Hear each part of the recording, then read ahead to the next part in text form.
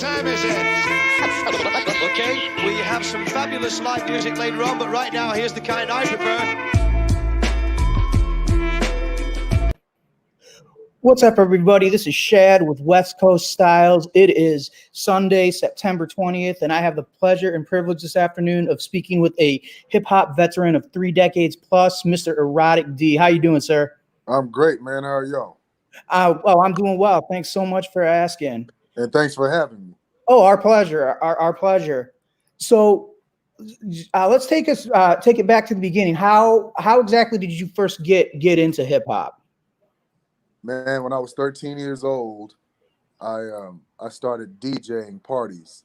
I had already been like listening, of course, from when Rapper's Delight came out. So since Rapper's Delight was released, I was a fiend for just putting words together like that.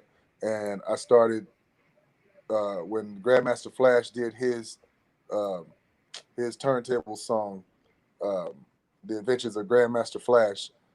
I just knew that I was best to do that. So I started doing the turntable tricks and all of that in my bedroom. And when I was 13 years old, I decided, shit, I needed some money. I needed some new shoes that didn't have any holes in them and all that.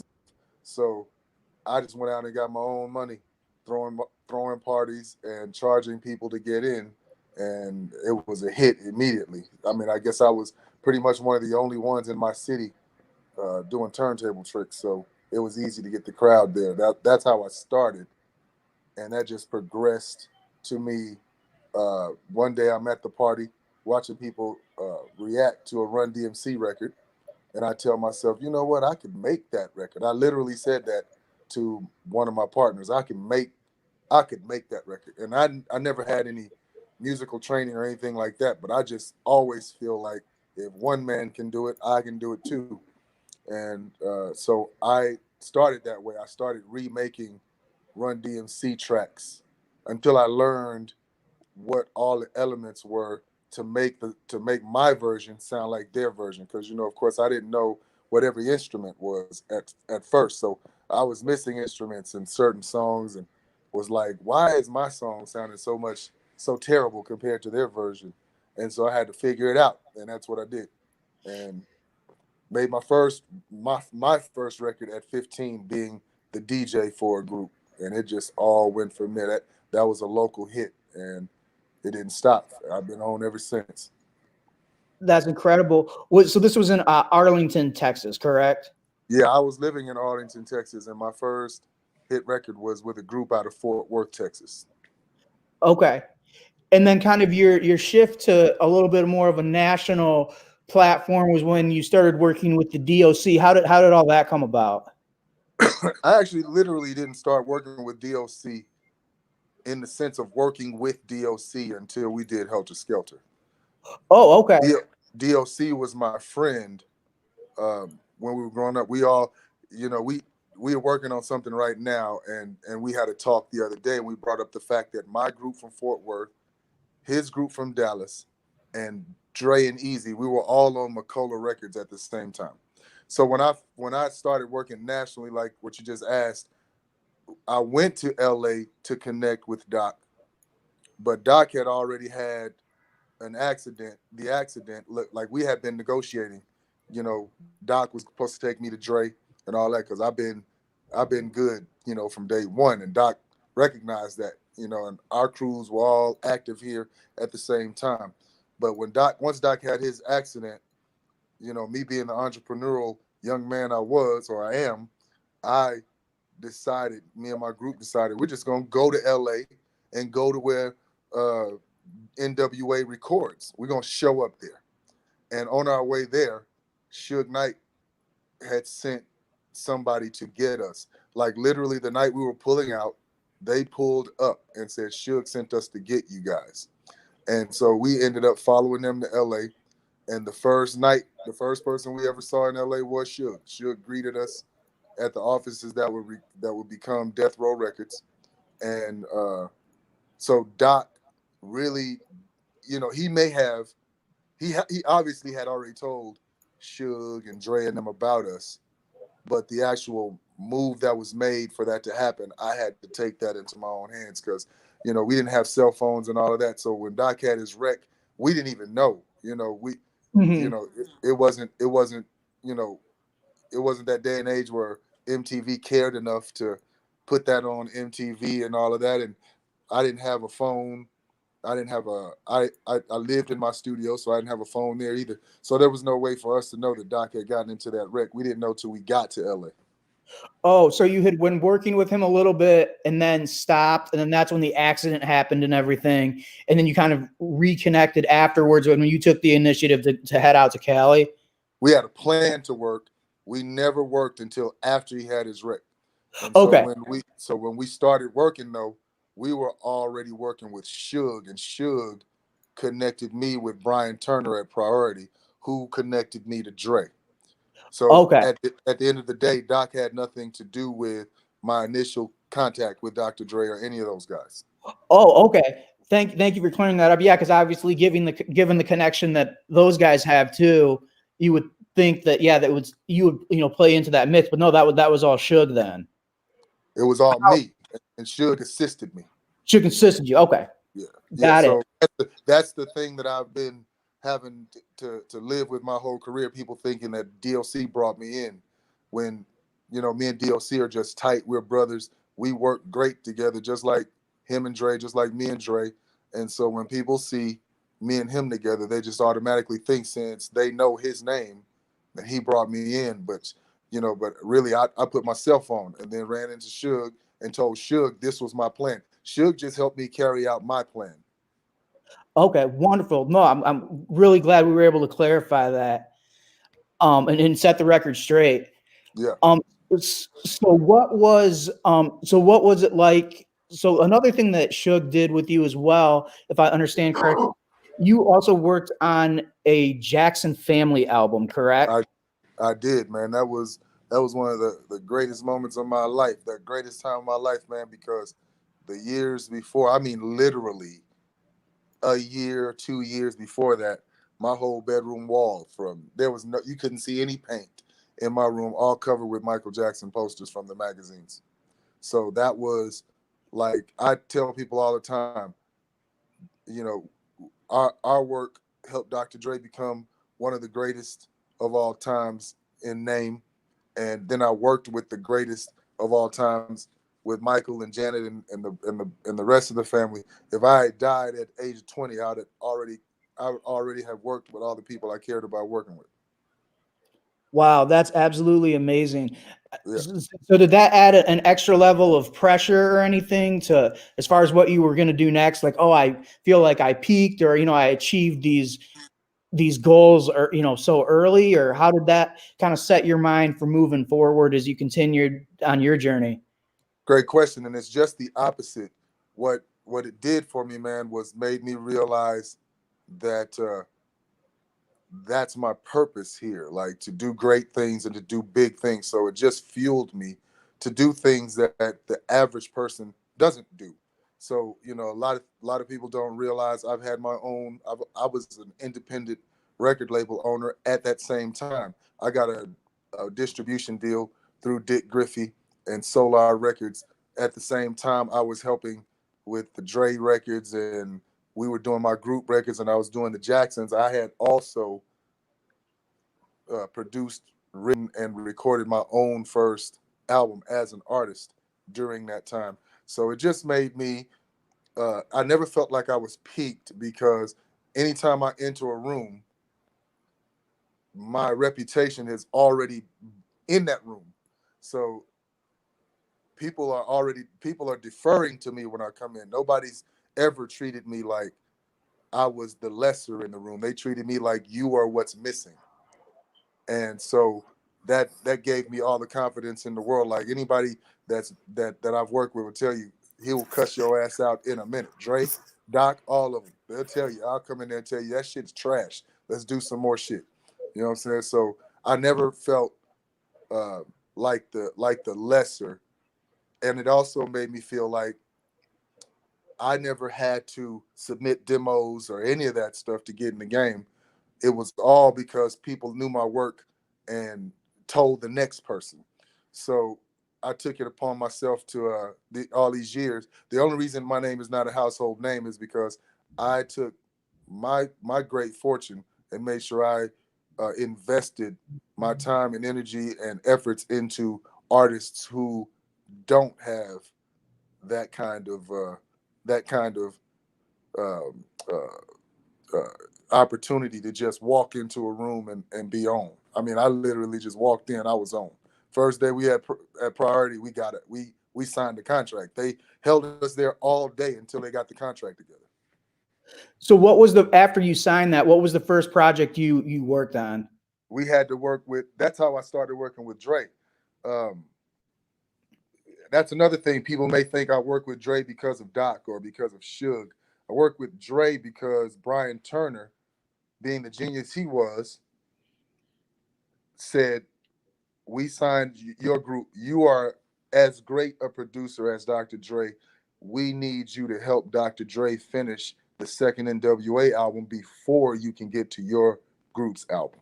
So the first directive was get in that studio and help Dre. But we were still working on my group's album at the same time, but it was definitely not going to come out before the NWA record came out. That was their cash cow. So that was the first thing we did. I had to get in the studio and start pumping out tracks with Dre. So from there, so you go from that, and then then what ended up happening with your group's album? Okay, so when I started working with it's the it's the classic it's the classic situation where you got a group, and when you get to the place, you are all one, you're all family, you're all claiming there's no leader. We found out the hard way there's always a leader. And we found that out because people designated me as the leader. When we got there was me, the artist, who I was writing and producing and scratching on her records for her. And then I had a partner who was making beats with me and scratching on records, but I was still the dominant factor in the thing. So Suge started telling them I was the leader. Like, he stopped even playing the game. Like, this guy's your leader, and that's all there is. Whatever he says goes. And in the situation we were in, I felt like he's right. We gotta be able to make some decisions that we don't argue about, and just get things done. And up until that point, we had never argued about anything. But when I started working with the Jacksons, they started, getting a little upset with me. I guess they felt like I didn't have enough time for them, or I didn't take them into the studio with me, because that ain't my studio. That's the Jackson studio. So when I went. I didn't take the whole group. That wasn't our project. So I think that by the time it was time for us to work on our group's album, the female artist, had gotten upset and gone back to Texas. And so the next thing I knew, me and Drake getting on an elevator, and he's like, "You ready to start this record?" I'm like, "What record?" She left. He like, "Man, I don't care who we produce, and we're gonna make them a hit. It don't matter who we produce." And like a few days later, Suge came to me and said, "Dre is gonna do an album, and he wants you to write one side, and he wants D.O.C. to write the other side."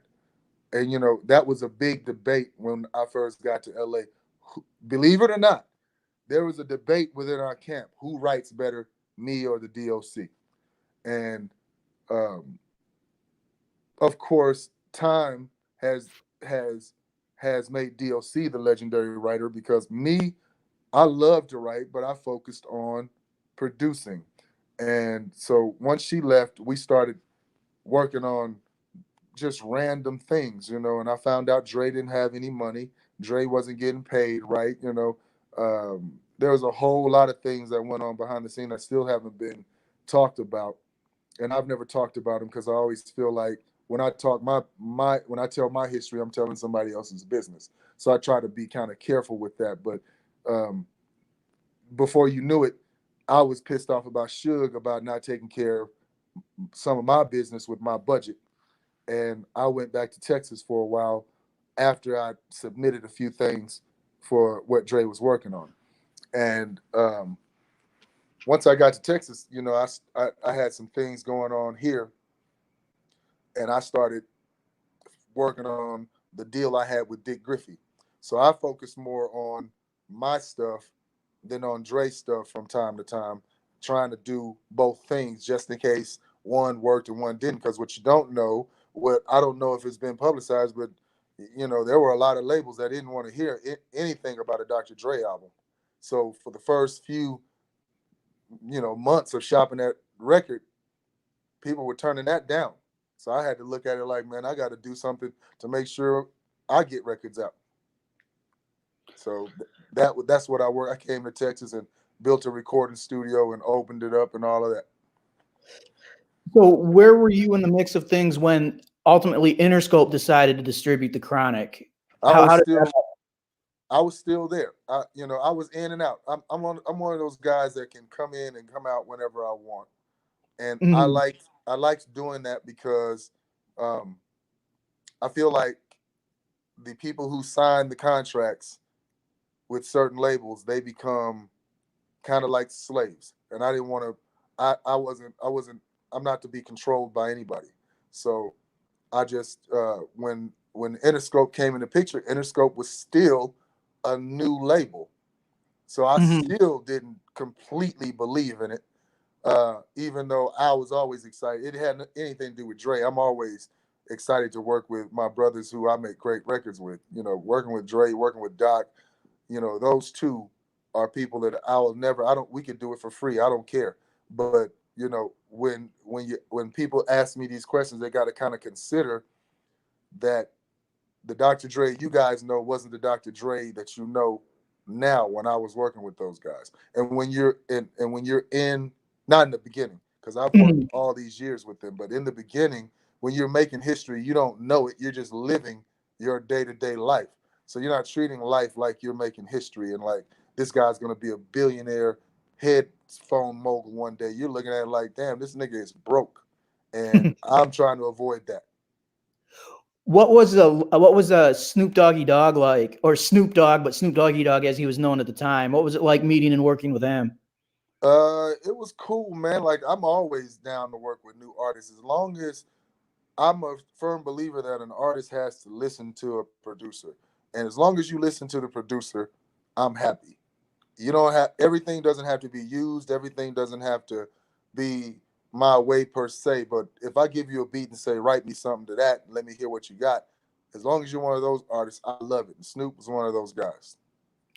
You were saying it was kind of a friendly debate as far as who was a better writer, you or Doc. Did you guys find that maybe one of you wrote better for certain artists than the other, or how did because that whole album is obviously very collaborative.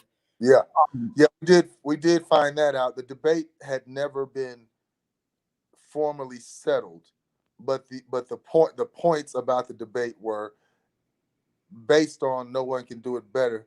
The people that were on my side were saying Doc jumps around subject matter and E writes songs about one subject, so you get a story or you get a picture of what he's talking about. And so I just finally started saying, that just means we got two different styles. Doc was trying to compete with LL Cool J and DJ Run. That was his thing. You know what I'm saying? And when I first started out, ironically, my first songs were rewrites of Run DMC songs and LL Cool J songs, but I felt like I had too deep a voice, and I was screaming all the time, and I didn't like that, so I had to lay back. When I used to say the girls, my artist, her name's Miss Allen. When I used to say her raps for Dre would engineer me doing her reference tracks, and I would say, man, my voice is too deep. It sounds crazy, and Dre would be like, nah, that shit sounds clean. That shit sounds good. And to this day, a lot of people say Dre and I sound alike rapping. And I'm like, but I don't sound like Dre. I was rapping before Dre. We just happen to have deep voices. So that was the thing.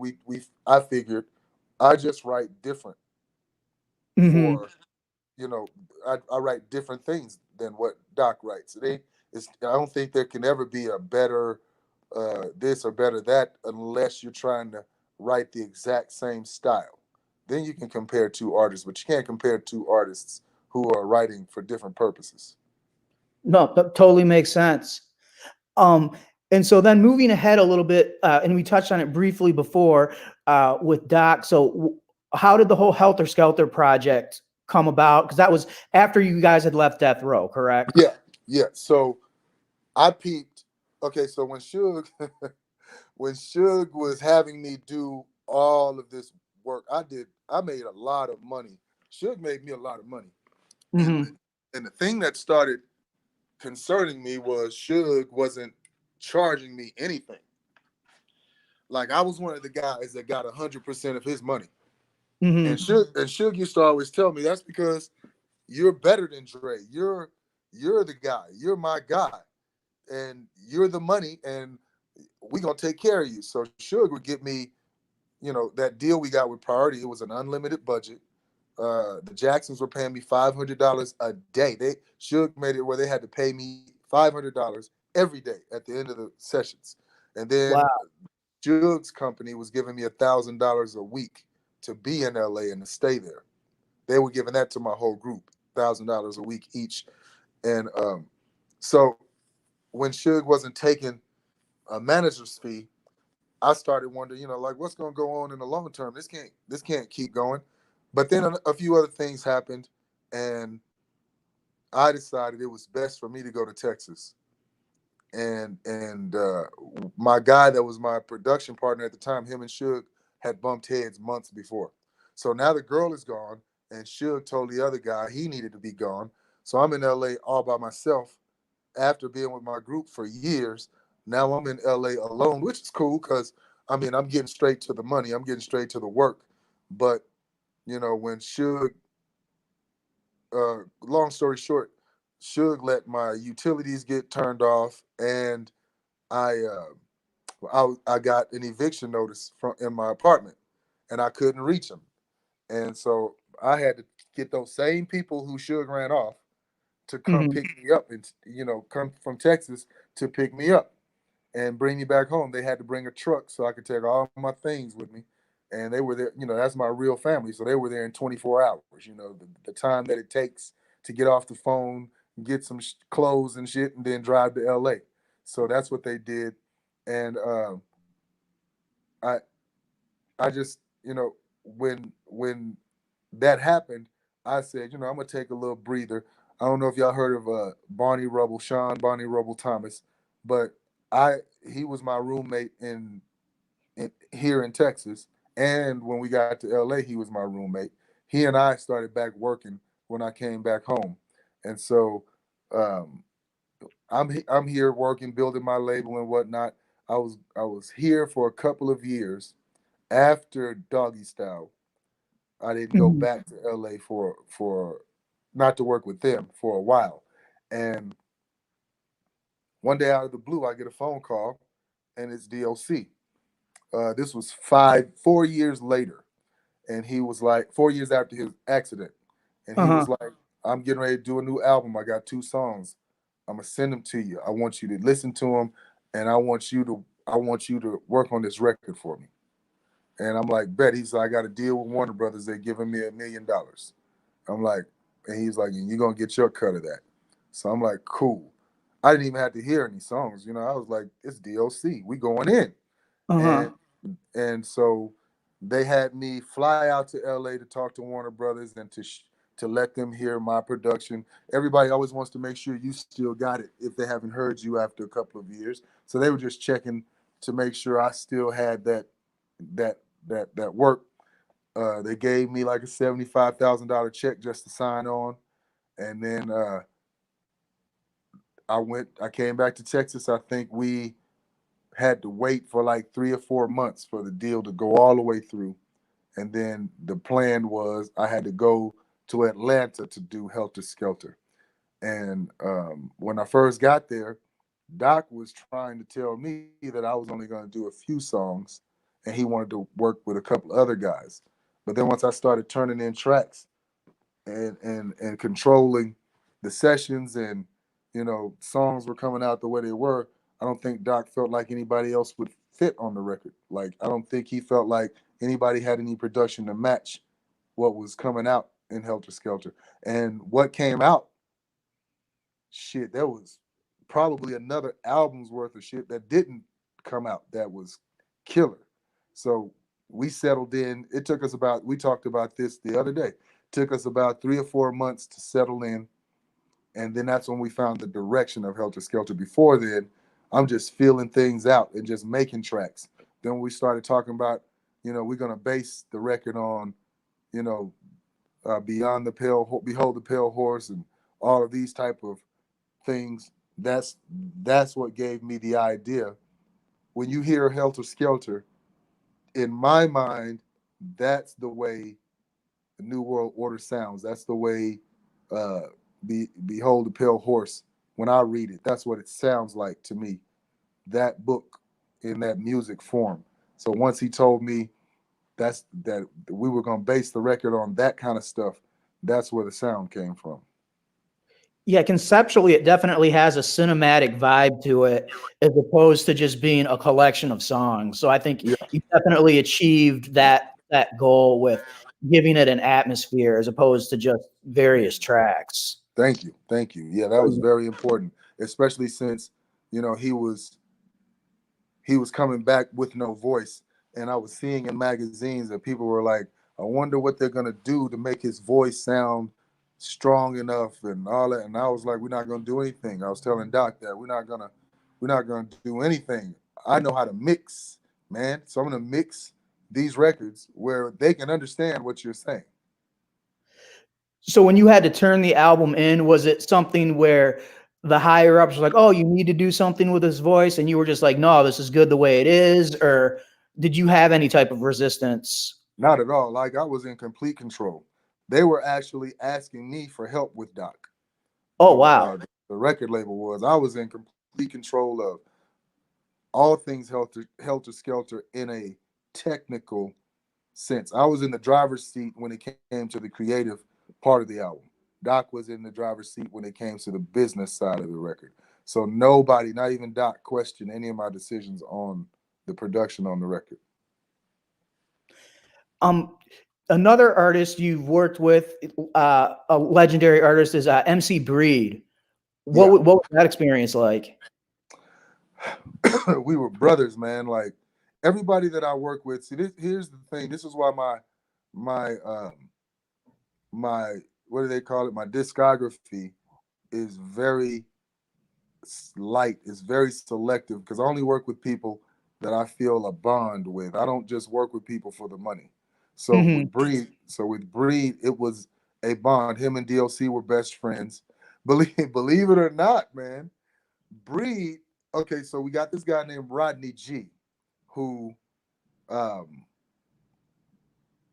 who kind of managed D.O.C, and by default, he was managing me a little bit, not formally, but if I needed to make $100,000, I'd be like, "Gee, I need to make 100 grand," and Rodney would go and make that happen. And uh, this guy would advocate for me and tell Breed, "Your records would be better if you let Erotic-D produce them motherfuckers." And Mhm. and for years, Breed would be like, nah, he sound too much like Dre, man. No, he would say that all the time.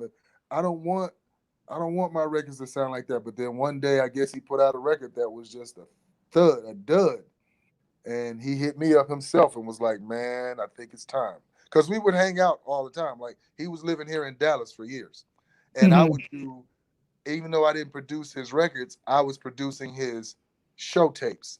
How he did his live performances, I would do remixes for his records just for his shows, and sequence his show for him and all of that. And so one day it came one of those remixes just went crazy. People just loved it, and he finally said, "Man, it's time for us to work, man." And when we started working, we were here in Dallas, and him and D.O.C were together, and they were always gone. They were always in the strip clubs while I'm in the studio. And so I just started writing to the beats that I was making for Breed. So a lot of the songs that I produced for Breed, I also wrote for Breed. Okay. Are there any particular songs, not just with Breed, but also just kind of from your previous discography and so forth before that, that you wrote that maybe you didn't get credit for or weren't acknowledged for, that you would like to make sure that people know that you participated in? Well, there are a ton of records and a lot of them hits that I didn't get proper credit for writing. But I'm the kind of guy, brother, that a deal is a deal, Mhm. and in some situations you do things to for the good of the whole team. And so I'm gonna just keep it that way. Like, it's the good of the whole team. Everybody I've ever worked with, I still work with. So Mhm. if I didn't get credit for a record, I got paid and I get the publishing, I'm fine. They can keep the credit. You know what I mean? Long as they keep working with me, I'm good. Uh, the only reason I talk about the songs that I wrote for particular artists, it would be because it's credited. But even with the production with Dre, me and Dre had a conversation one time. um it was that same day we got on that elevator, and he said, are you ready to make this record? We had a talk, and I said, why? Because there was a magazine article talking about my group, and they were giving Mhm. Drake credit for the production, which I brought the production from Texas. All we did was re-recorded it in the studio with Drake. Dre didn't add anything to the music. And I asked him, what the fuck is up with that? And Dre was like, my name is worth gold. That's all. They just trying to make sure the record sells. And my words to him were, you didn't have to ride anybody's coattail for your records to become, for your name to become worth gold. And I need them to take the same uh, chances with me. But that was him letting me know that that was what was about to happen. Whatever come through here, they're gonna give me the credit for it. And so once I realized that Dre wasn't in control of that, it didn't bother me. That's cool. One of the things that sounds like you've learned too, just in with your experience in the music business, is just having a business acumen. And I know you have, like, you've dealt with furniture and even, things outside of music. How Yeah. did all of that come just based on your experience in the music business, or how did you clearly have a mind for business given what you've done? I'm glad you asked that, because I say that everything I have a lot. Like, I'm one of those so-called OGs that Hmm. if you don't see me, that means we're working, not that means we're broke. You know what I'm saying? So uh I tell people all the time, everything that I have came from two turntables and a microphone. So yes, the music business, starting from being a DJ, taught me how to jump into things, learn on the job, and evolve on the job. So I've owned my furniture stores since 2006. Didn't know anything about furniture except that I knew I didn't want to pay that markup anymore. I own a bunch of business locations and a bunch of properties that I love to furnish. So I figured I would get the furniture at wholesale and then sell it as well to people and help them save money. Because I'm always about the people. Like, I'd rather sell a lot than sell one thing and sell it for the highest price. Now, I do have a brand that is considered a luxury brand, and that's my champagne brand. I have champagne and wine. Champagne is wine, but I have a champagne that it sells for like $110 a bottle. Right before you guys called, I just sold uh, a few bottles to a wedding out in Arizona. And those, people don't even question. You can go get a big name brand, a bottle of champagne out of the store right now for $25. But I tell them that's their business. That ain't my business. You know what I'm saying? My business is my champagne with my name on it is $110. And that's because I'm an artist, and anything I get into is going to be a high quality. Same with my furniture business. I'm in college right now for interior design because I felt like the interior design game will help me uh, get more into people's homes. If I can't sell you furniture, maybe I can help you move a wall. My company can help you move a wall in your house. My company can help redesign your entire home. And to get that knowledge, I decided I would go to college to learn the trade because I didn't want to disrespect it. You don't have to have a license to get into it, but I felt like if there's a license to be had, then I'd be taken more seriously coming from the rap world to that world. And it's just something I love to do. So all of the things that I own, hair salons, all of that, for me, it's another form of expression because I do have a hard time as an artist now that I'm known to be involved in all these gangster rap records. There are certain ways in music that it won't be accepted me trying to express myself in these other ways. I make rock music, I make pop music, I make all of that. Shout out to Chad Kaiser, my publicist. I made a record uh, on one of my albums called "The Rise of King Caesar," and it was going to be the single called uh, what was that single called? Oh, "Night to Remember." And it was more on the pop side. It wasn't me rapping. I produced it, and one of my new artists was rapping, and it's hot. But Chad was like, "I ain't feeling that one," and all of my true fans of my music were saying that. Only people that loved it were people that didn't know my music, Mhm. which is what I was trying to, which is who I was trying to reach. So it didn't bother me when my fan base didn't like it.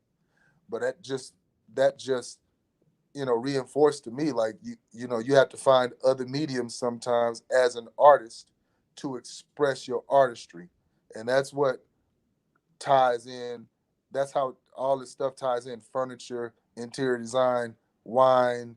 Um, I even own a music licensing company, all kinds of stuff, and all of it allows me to express my artistry in different ways, and that helps me to keep the music the way the fans want it. That's a perfect segue into my next question. So I listened to Golden Chopper too. Fantastic record, sir. Thank you. Um, oh, you're very welcome. I'm very excited. So for your upcoming King Shit album, can you just talk about that a little bit and tell the people what to expect and what you've got Yes, coming? man. Yes, thank you for anticipating the album, man, because it's very important to me. I just turned 51 years old, man, and I'm so sick of hearing people saying that people should hang up the mic when they get older. When I think I get better every record, I get better because I study the game constantly, and I study people's reaction to sounds and people's reaction to songs, which is why I knew Golden Chopper 2 was going to be a necessary record to do. I put Golden Chopper on my last album. It is a monster, man. If you haven't heard, you got to hear that. And Golden Chopper on that record is one of people who have it is one of their favorite songs, and it's one of my personal favorite songs of all times that I perform. So when I did Golden Chopper 2, it was there's a story to that track that I'm gonna come back to. But when I did it, I instantly felt like when I heard the track, I was like, "That's it. That's Golden Chopper 2." I'd never even planned to do a part two. There's a trilogy to the record, so there'll be a Golden Chopper 3 too, and it's got a top Golden Chopper 2. But the King Shit album um, is an album that is speaking to the fact that I train young men to be leaders. I train young men to be bosses. I've had an internship program in my recordings facilities since I was 19 years old. So for over 30 years, I've been training people to be engineers. I've never recorded any of my records in any studio that I didn't own, ever, not one song. And all of these records, no matter who I sell them to, Dre, Doc, uh, people that don't release them, Adina Howard, George Clinton, all of my records are produced in my studio. And and so for all these years, I've been training these guys. I have three sons and I have one daughter, and one of my sons has an album out right now. His name's Reason, and his album's called Romantics, produced by me. I have another son. I just put his album out. He's called Everyday Tony, and his album's called Crimes and Good Food. And I teach my sons how to navigate in this music business. They're new to it, so we're still growing their stuff, which was another reason King shit was important for me to do because I got to pull my boys in behind me. And so the King shit record is just basically saying, stop me when I'm lying. I am a king because in every era of hip hop, I've released great music, and nobody in my sector in Dallas Fort Worth can say that. Nobody here is still putting out records the way I'm doing them at the level I'm doing them, because there are guys that that are from the 80s and 90s trying to do new music and this shit's trash. And they're my Mhm. homies, but the shit's trash. And and with me, it's like every record gets better. We stack levels on top of these levels. And so I'm one of the only guys in Dallas Fort Worth from the 80s who is successful in business continuously. And so I just felt like, I also have a reputation for being tough here, for being a guy it's my way or the highway. And in a sense, I'm telling them this is why. Because if you fuck with me, you're going somewhere. If I fuck with you, I look stupid. You know what I'm saying? Like I look like I'm taking a step back. You Mhm. always are moving forward if you fuck with me. And so that's what the whole King shit album is about. Just staking my claim and finally saying things that I've never said, in saying that I'm the best and there ain't nobody going ever be able to tell you different. And when you listen to this record, the only way a nigga gonna be able to tell you that I'm lying is if he does a better record than this one. And Mhm. I'm not talking about I'm not talking about a bigger radio record. I'm talking about an all around technically skilled, produced and performed record. You will have to do that to convince me that you're better than me. What do you attribute your longevity to? Like, why is it that you've been able to maintain and do your thing in this game for decades, where some of the people that started in the 80s and early 90s, haven't? What is That's it that you simple. figured out they didn't? That's simple. That's a great question. You're good, bro. Bro. Thank you. Uh, these dudes wait on a check. I don't. I generate the check. And so in doing that, I don't lose a step. I don't get rusty. I don't, I don't, there's a tagline that we use, a motto, some would say, that we use in my wine collection. And that is, we don't ask permission. Because when I started my wine label, people were like, there are a lot of competition out there. I don't give a damn about the competition. I don't watch what everybody else is doing. So that's the thing that separates me from these guys. These guys spend all of their money on bullshit, and then when it's time to make a record, they get they get told that they're getting dropped from record labels and all this other stuff. I've been independent from day one, so my grind never changed. I never allowed myself to rely on a check that I don't generate. And Much so, respect, too. Yeah, that entrepreneurship obviously has served you well creatively and business wise. So that's yeah, absolutely fantastic, and I'm personally excited for the album. What one other question before we go regarding the Kingship project? I had originally heard that I Am snippet, and then you jumped over to Golden Chopper too. What was it that made you decide to do that? you are a very dude. I applaud you, man. Thank you. That You're really means a lot. probably the best interview. You're probably the best interviewer I've ever talked to, and I've talked to some big guys because Well, I'm nobody's very asked me that question. That should have been very obvious to a lot of people. I even said right that was the lead single, and then mhm. switched it up. I did that because I signed this new female artist. She's a white girl who sings fucking so soulful. It's crazy. And I gave her the opportunity to write the chorus on I Am. And I was going to use it as the first single. It's got all of the makings of a first single, the subject matter, the way it's laid out, and all of that. And she has not laid the chorus yet. And I'm just one of those guys. If I told you I'm gonna give you the shot, then I'm gonna give you a shot. But I told her I can't hold up the progress of releasing my project. I could buy you more time by releasing Golden Chopper as a single. I wasn't even supposed to tell people Golden Chopper was even on the record. I wanted it to be a surprise for the people who love Golden Chopper. But then the more we all listened to it, the more we were just like, say, man, people have to hear this now. And I'm gonna tell you why I chose to put that single out when I did. The line that says, "I hope your funeral tuxedo's Breonna tailored." I wanted people to know we wrote that song in the moment of the Breonna Taylor thing, and that was important to me to not let that record come out after that whole thing died down, and it looks like we just bandwagoned. Mm-hmm. So those were the two reasons I chose.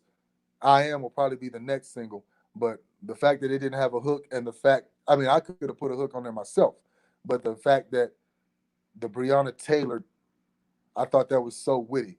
I hope your funeral tuxedo's Breonna tailored. That's what I said, and I just was like, they got to hear that right now while we're in that moment, while people are still saying arrest the cops that killed Breonna Taylor. So it just all fell into place. I think it was a God thing. No, no, very, very timely and very. I think the right decision was made in that respect. And Um, DOC loves my performance on that record, so I felt great about it. oh, wonderful. Well, I know you are a very busy man. Do you have any last words or anything that you want to add that we haven't gotten a chance to discuss? Um, I want to say a couple of things about King Shit, if I may. Oh, of course. Um, the King Shit album. I'm gonna say it right here on your show first. I'm probably gonna say it again, but I'm gonna say it right now on your show first. When you hear this record, man, I'm going to tell you right now that it's probably the hardest record since an NWA record. I took it all the way back to that kind of hard. Like Golden Chopper is just a glimpse into the record, but there's a lot of political stuff on this record, i.e., NWA more than PE, because my solution is to shoot shit up. You know what I mean? Like my Mhm. solution is to tear shit up. And so we have songs about, how blacks are being treated today versus the civil rights era. There's nothing changed. They just dangling new treats in front of us, and niggas are falling for that shit. You know what I'm saying? Um, Instead of having us on slave ships, they dangling new whips in front of us.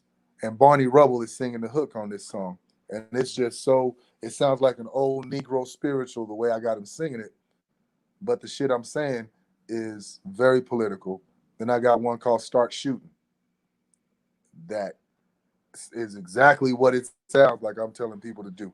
Okay, since they shoot us when we protest and they shoot us when we don't protest, stop going to these places unarmed. Mhm. And when these police start putting their hands on you, you act accordingly. Otherwise, you're going to be dead.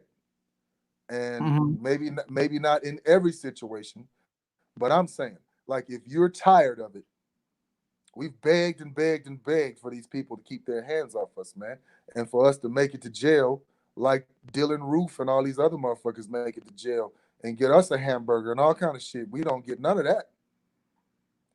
So it's Yeah, it's time to, preposterous. huh? I said, yeah, it's absolutely preposterous. Just that, well, the whole idea, or not even idea, but concept of white privilege in practice and seen not only with the murders, but even like some of those school scandals. Like there's that woman, I'm drawing a blank on her name, Right. who was Lori homeless. McLaughlin, bitch ass. Lori McLaughlin, she gets to pick her own jail to go to. Who does that? Owned jail for 2 months, and then the woman who registered her child's name, the African American woman who registered her child's name at a friend's house, but because she was homeless, got 5 years. Yes. Like, And we need to start tearing shit up. mhm. Otherwise, they're not gonna listen to us. We don't need to be looting. We don't need to be taking other people's shit because we are people that work hard. We can work and buy all the shit they taking. You know what I'm saying? They need to stop that because they're not getting the right attention. Stop taking these people's shit. Break a window if you want, but leave all that shit in there, man. And you send the message that it's not about your possessions. It's about you gonna respect us or you ain't gonna have shit. You ain't safe. And it ain't nothing more than what America did to the British. Nope, no taxation without representation. Same thing. You damn right. Exact same thing. Boston Tea Party, let's revolt and let's get these fools out of here. That's how America was built. And if you want to say that's American, that's patriotism, then let's give them some new patriotism and stop taking shit that don't belong to us. Take the shit that belongs to us. No, that sounds like a plan, and I think we're definitely in the middle of another civil rights movement as you and I speak right now, and it will be very interesting to see how all of this, plays out, especially with the upcoming election. And I just, hope for the best, and that we are able to live in a world where people are treated equally, and just like Dr. King said, we are treated by the content of our character as opposed to the color of our skin. So whatever you can do to make that happen, absolutely. I'm all for it. Absolutely. And when you think about the first Civil War, I don't think we should have a Civil War. That's not what I'm suggesting at all. But I'm thinking, we had a Civil War, and our side, the side that didn't want us to be slaves, supposedly won, right? But we didn't cast off the losers. We gave them monuments, we gave them flags, we gave them all kind of shit. So imagine what the black man is about to get. Something is going to come out of this, because you have to appease the people who you have to live with, or you're going to keep getting your windows broken. No, for sure. So yeah, so we are headed to better times finally, as long as people keep tearing shit up. And I think King Shit will be a great soundtrack for it. Yes. Trust me. When you hear start shoot, man, you're going to put your right fist in the air. Trust me. Cool. Well, thank you so much for your time, sir. It's been a real honor. Could you do us a favor and just maybe give us a drop and just shout out West Coast Styles? And absolutely. Tell me when you're ready. Oh, go ahead. All right. What's up? This is Erotic-D, and I get my news, my hip-hop news, from westcoaststyles.com. You should too. Thank you so much. And yeah, we really, really appreciate it. It's been a pleasure and a privilege talking with you. And yeah, hopefully we'll be able to, stay in touch and, do this again sometime as things continue to evolve and go from there. I hope we can do it when the album comes out, because that's going to be when I really want to put my full court press in the game. Yeah, we can tentatively plan on that. That would be fantastic. Cool. So shout out to Chad Kaiser. He's going to set that up with you. I appreciate him so much, man. He's been rocking with me for 12 years now, man. Even through the times I was in prison, Chad was making sure he was putting copy out there on me. And so he's just continuing to bless me and my family, man. And I appreciate all of you guys. All right. Well, thank you so much again. And yeah, we'll be in touch. All right, brother. Y'all have a good one. All right, you too. Peace. All right. What time is it? Okay, we have some fabulous live music later on, but right now, here's the kind I prefer.